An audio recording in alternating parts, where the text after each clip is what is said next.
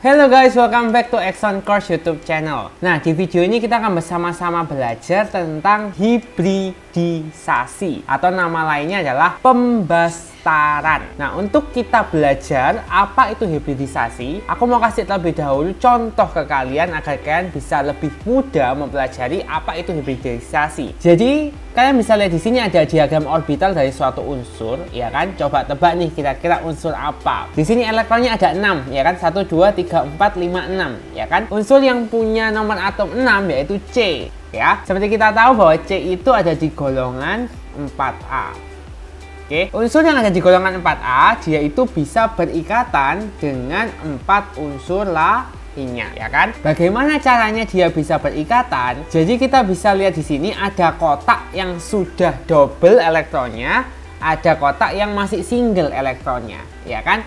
Nah, kotak yang masih single elektronnya itu bisa berikatan dengan unsur yang lain. Tapi kalau sudah double, maka nggak bisa. Tadi kita sudah tahu bahwa C adalah golongan 4A. Jadi dia bisa berikatan dengan 4 unsur lainnya, ya kan? Atau gampangnya itu C itu punya 4 tangan untuk berikatan. Lah, tapi kalau kita lihat di sini, kotak yang single itu cuma ada 2, ya kan? Harusnya kan C cuma bisa berikatan dengan 2 unsur lain aja. Tapi kok bisa C berikatan dengan 4 unsur lainnya gitu. Jadi ceritanya C bisa berikatan dengan 4 unsur lainnya karena adanya hibridisasi ini. Kita lihat pada kulit terluarnya. Kulit terluarnya adalah kulit kedua, ya kan? Nah, pada 2s2 ini dia elektronnya double, ya kan? Pada 2p elektronnya ada 2 tapi single-single. Elektron pada 2s2 ini gampangnya itu bisa kita pisah. Double bisa kita pisah jadi single. Dengan cara seperti apa? Dengan cara satu elektronnya itu disumbangkan atau bahasa kimianya adalah dipromosikan. Dipromosikan kemana? Dipromosikan ke kotak yang masih kosong. Di sini kan 2p-nya masih ada 01 kan. Nah, jadi elektron 1 ini bisa disumbangin atau gampangnya adalah dipromosikan.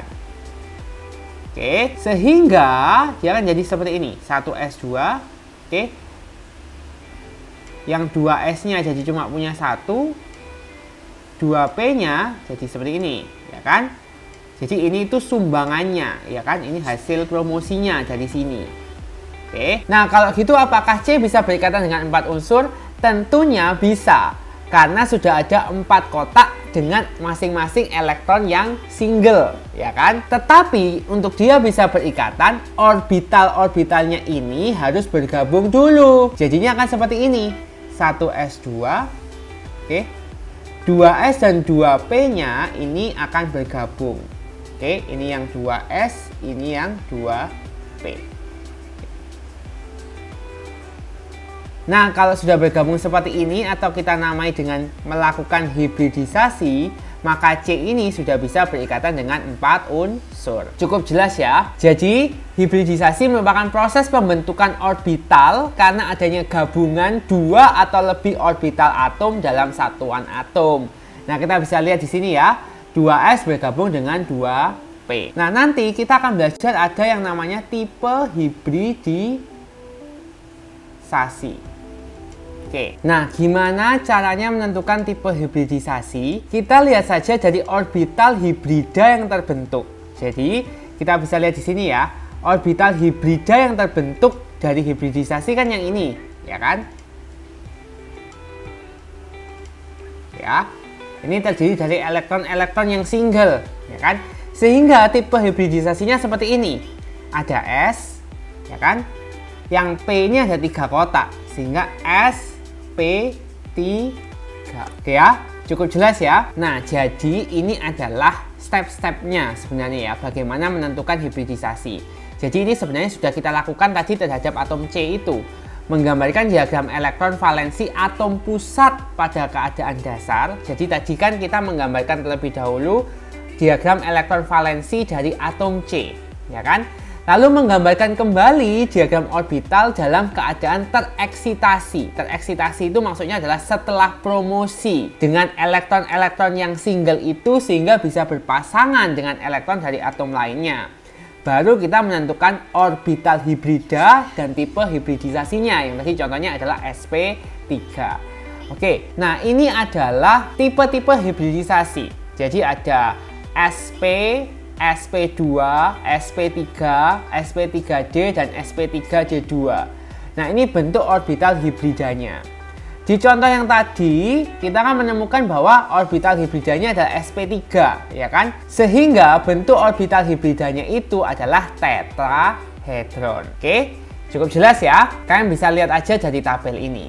Sekarang kita langsung aja menuju ke contoh soal. Tentukan tipe hibridisasi dari H2O, ClF3, XeF4, dan NH3. Oke, sekarang kita kerjakan satu-satu ya. Yang pertama adalah H2O.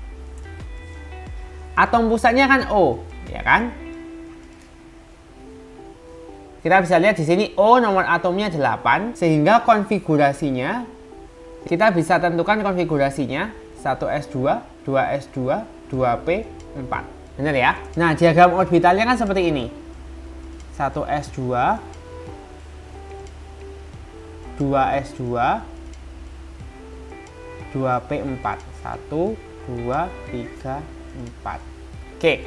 Nah, O ini kan berikatan dengan 2H. Artinya dia akan berikatan dengan 2 unsur, ya kan? Sehingga dia perlu 2 elektron single. Kalau kita lihat di sini sudah ada 2 elektron single, benar ya? Yang nanti bisa berikatan dengan H dengan H. Oke, ketika dia mau bergabung, maka orbitalnya pada kulit terluar ini kan akan bergabung, ya kan? Dia kan jadi gini kan? 2s2-nya tetap di sini. Oke, ini S. 2p4-nya yang kotak pertama tetap double, yang ini single. Kan? Sehingga kita bisa lihat orbital hibrida yang terbentuk untuk berikatan dengan 2H ini adalah sp3. Karena sini S-nya ada 1, P-nya ada 3. Berikutnya adalah ClF3. F3. Kita tahu berarti ini atom pusatnya adalah Cl ya. Nah, Cl itu nomor atomnya 17. Oke. Berarti 17 itu konfigurasi elektronnya adalah 1s2, 2s2, 2p6, oke. 3s2, lalu ini 10, 12, 3p5. Kita hitung lagi ya. 4, 10, 12, 17. Pas ya. Nah, kita langsung lihat aja yang kulit terluar aja ya untuk hibridisasi, yaitu kulit ketiga. Di sini ada 3s2, kan? Lalu 3p-nya 5. Berarti ini 1, 2. Untuk 3p-nya 5, 1, 2, 3, 4, 5. Oke. Nah, di sini ClF3, artinya Cl ini harus berikatan dengan 3F. Sehingga diperlukan 3 elektron yang single sehingga bisa berikatan. Oke. Nah, kalau di sini kita bisa lihat bahwa yang single itu cuma 1, ya kan? Diperlukan istilahnya 2 elektron single lagi. Oke. Berarti caranya harus ada yang dipromosikan. Nah, dipromosikannya kemana? P-nya ini sudah terisi semua, ya kan? Nah, kita tahu bahwa di kulit ketiga ada namanya subkulit D, ya kan? Di sini ada subkulit D, di mana di dalam subkulit D ini ada 5 orbital, ya kan? Ini adalah 3D. Oke. Loh, kalau 2 tadi bisa nggak ditambah 2D? Nggak bisa, karena pada kulit kedua tidak ada subkulit D, adanya cuma sampai P. Kalian bisa pelajari lagi di bagian konfigurasi elektron. Sehingga agar ada 3 elektron single, maka elektron yang terakhir ada di sini bisa dipromosikan, kan? Dipromosikan di sini, sehingga jadinya akan seperti ini. Oke, ini yang 3S, ini yang 3P, oke, ini yang 3D, dapat promosi di sini ya, ini. Oh sorry, di sini ada double, ya. Sehingga di sini sudah ada 3 nih, ya kan, yang single yang bisa berikatan dengan F. Oke, sehingga kalau misalkan kita tentukan tipe hibridisasinya akan jadi seperti ini. S, P-nya tiga-tiganya ini terisi, ya kan? SP3, D-nya hanya 1 aja, yang 2, 3, 4, 5 ini kan tidak ada isinya sama sekali. Sehingga SP3D. Ini adalah tipe hibridisasi dari ClF3. 3. Yang ketiga adalah XeF4. Nah, kita tentukan dulu konfigurasi elektron dari Xe sebagai atom pusat, ya kan? Karena atom pusat seperti yang kita sudah pelajari biasanya ada di sebelah kiri atau yang jumlahnya lebih sedikit. Oke, di sini Xe-nya nomor atomnya 54. Nah, ini agak banyak ya. Jadi kita coba gambar dulu ringkasannya, konfigurasi biar nggak salah. 1S, 2S, 2P, 3S, 3P, 3D, 4S, 4P, 4D, 4F, 5S, 5P, 5D, 5F, 6S, 6P, dan seterusnya. Biasanya nggak sampai di sini sih. Jadi kita 1S dulu ya. 1S2, 2S2, 2P6, 3S2, 3P6, 4S2, dan terus ke 3D, 3D10, 4P6, 5S2, kita jumlah dulu, 4, 10, 12, 18, 20, 30, 36, 38, masih 38, 4D10, 48, lalu 5P6, 54 ya. Oke, maka kita gambar aja yang ada di kulit terakhir ya. Kulit terakhirnya kan 5 nih, periode 5. Berarti kita gambar 5S2. Oke, berarti seperti ini. Lalu 5P6. 1, 2, 3, 4, 5, 6. Padahal Xe ini harus berikatan dengan 4F sehingga diperlukan 4 elektron single, ya kan? Di sini 5 itu ada 5D, ya kan? Kita gambar dulu kok 5D itu ada 5, ya kan? Karena D itu ada 5 orbital seperti ini. Oke, karena berikatan dengan 4F maka kita perlu menyediakan 4 elektron single, ya kan? Berarti yang di 2 ini, ya kan, bisa dipromosikan di D yang pertama dan juga D yang kedua, ya kan? Sehingga jadinya akan seperti ini. Yang ini tetap, yang ini dipromosikan 1, ini juga dipromosikan. Lalu yang di D, dia dapat hasil promosinya ini dan ini kan? Di 1, 1. Oke, sekarang sudah ada 4 elektron single yang siap berikatan dengan F yang ada 4 ini, ya kan? Nanti bisa berikatan di sini. Oke, sehingga tipe hibridisasinya ini apa? Tipe hibridisasinya adalah sp3 karena P-nya terisi 3 orbital, D2. Cukup jelas kan? Berikutnya yang D nih, NH3. Oke, aku buat di sini aja ya karena tempatnya yang sudah hampir nggak cukup. NH3, oke. N itu 7, berarti 7N, konfigurasinya gampang nih, 1S2, 2S2, 2P3. Oke, kita gambar elektron pada kulit terluar aja. Ini 2S2, 2P3. Oke, biar bisa berikatan dengan H yang ada 3, ya kan? H yang ada 3, maka diperlukan 3 elektron single, ya kan? Ini sudah ada 3 elektron single, ya toh, nanti bisa berikatan dengan H3. Oke, sehingga tipe hibridisasinya adalah sp3.